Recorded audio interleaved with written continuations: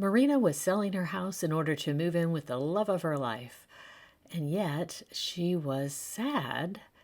She was sad about selling her house. She bought it back in the 90s when she was a young independent woman. She'd gone through a lot of things in that house. And she was a little embarrassed by how emotional she was and how difficult it was for her to let go. In real estate, agents sometimes refer to buying and selling of a house as a transaction. But for the person selling the house, it is an emotional experience. So, how do you prepare yourself for the emotions that come up when you're preparing to sell your house? That's what we'll talk about in today's video.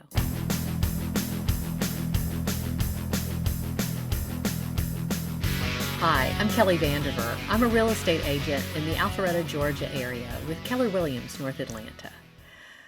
You don't have to be a hoarder to be attached to your things. It's natural to be attached to your home. I mean, there's so much that goes on in your life that takes place in your house.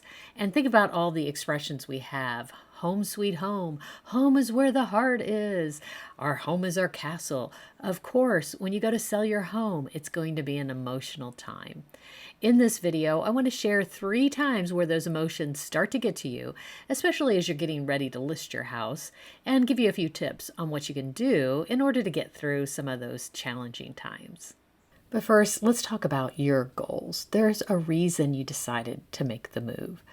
For Marina, she was moving in with someone she loved. For one of my other clients, her health was starting to fail, as was her husband's, and so she knew it was the right thing to do, to move into a safer place. Regardless of what the reason is, there is some goal that you're trying to achieve. Remind yourself of that goal and share that goal with your friends and with your family, with your coworkers, and of course with your real estate agent. So as you share that goal that you have, it helps reinforce for you too the reasons why it's important to make that move. And if you keep that goal in mind, sometimes that can help you with dealing with the emotions. So let's talk about 3 times when you're getting ready to list your home that those emotions can really pop up. First, when you go to fix things up in your house. Okay, so you've decided to sell your house. One of the first things a lot of people do is they look around. Okay, they don't have to look so hard. They know that there are little things around their house that need to be fixed, things that they've just put off because it wasn't that important. You don't really notice it in the day-to-day living. But you need to fix a few things, or maybe you need to update a few things. In a different video, I'll get into the details of what things to fix and what not to fix. But for purposes here today, what emotions can come up is a little bit of resentment. You're having to fix your house up, but you're not going to get to enjoy the benefit of whatever that repair is. And sometimes you need to fix things that nobody really will appreciate you having fixed. For instance, if you have a rotted board at the bottom of a windowsill, nobody's going to say, "Ooh, look at that shiny board. I will pay more for this house now." No, they'll notice it if it's broken and deteriorating, but they're not going to notice it if it looks like it's supposed to. So yes, some resentment can build up in that process of fixing things up, getting it ready for sale. But instead of being resentful, maybe look at yourself in a positive light because you've made that investment. Know that those fixes that you need to do before you list your house, that they're going to help you sell your house faster and potentially for more money. But certainly if you fix these things, they won't be projects for that buyer coming in. If a buyer comes in and sees a lot of little projects, a lot of things that they have to fix after they move in, that's going to impact your price and it's going to impact your ability to sell quickly. So feel good about the fact that you're willing to make that investment. So the second area that we're going to address is when you get your house ready for pictures and for showings. When I'm working with a client, I bring in a stager for a couple of hours to help us get your house kind of neutral. We're going to ask you to pack up your personal items, family pictures. We might have you remove furniture from rooms. What we're trying to do is open up the space, make it look nice and neutral, and have people really looking at the home and not necessarily the things that are in the home. We want to appeal to the most buyers possible so that we can get your house sold. And so by removing religious icons, by removing a lot of your tchotchkes, what that does is it shows the house better.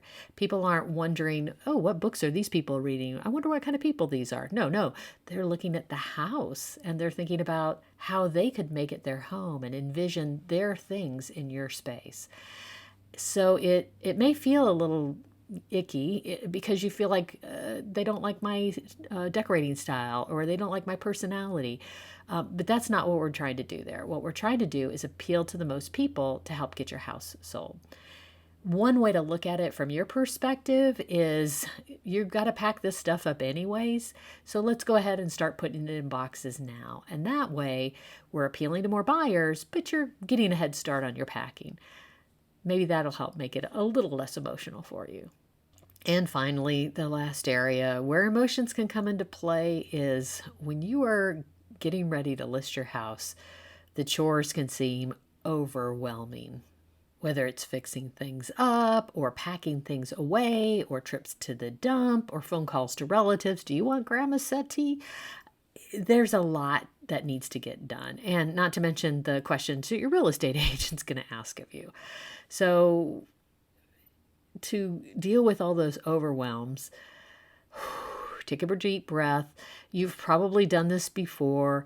You're smart. There's a lot of people that aren't quite as creative and clever as you that have lived through this. You're going to live through this too. But also don't be afraid to ask for help, whether it's from family or friends or your real estate agent. There are professionals you can hire, or there are probably some friends of yours that are willing to give you a hand.